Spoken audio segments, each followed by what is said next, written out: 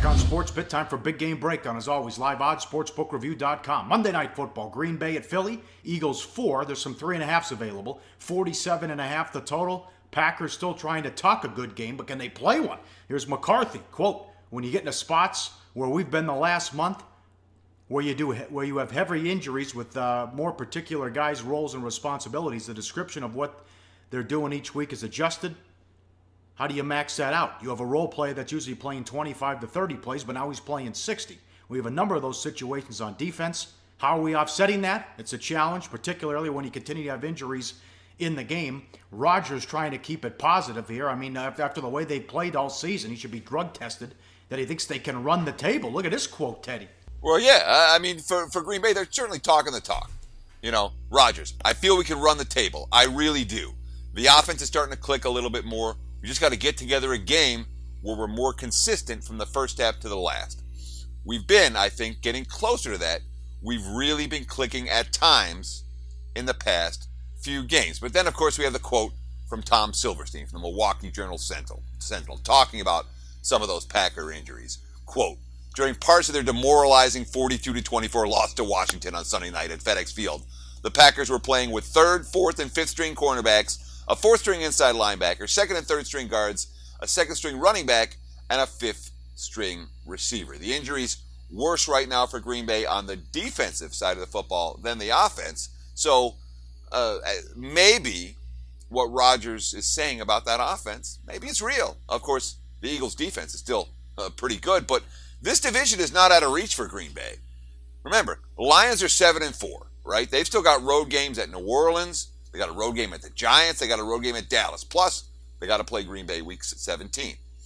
The Vikings are 6-5. They got Dallas this week. They have to travel to Lambeau in week 16. So if Green Bay can go on a little run, they could even lose again. They don't have to run the table. 9 wins could take this division at 4-6. Packers get a little something going. They're live to make a late season run. Eagles not giving Wentz much help. They lack talent and depth at wide receiver. Ton of issues with drops. Matthews is out, and Sproles is probable. Rib injury. Aguilar, #1 draft pick in 2015, needs to be the go-to wide receiver. That hasn't been the case. 0 catches at Seattle. 1 major drop and a formation penalty that wiped out a touchdown. This is a, listen, look at this quote. Here's Aguilar after losing at Seattle. Quote, I can't get out of my own head.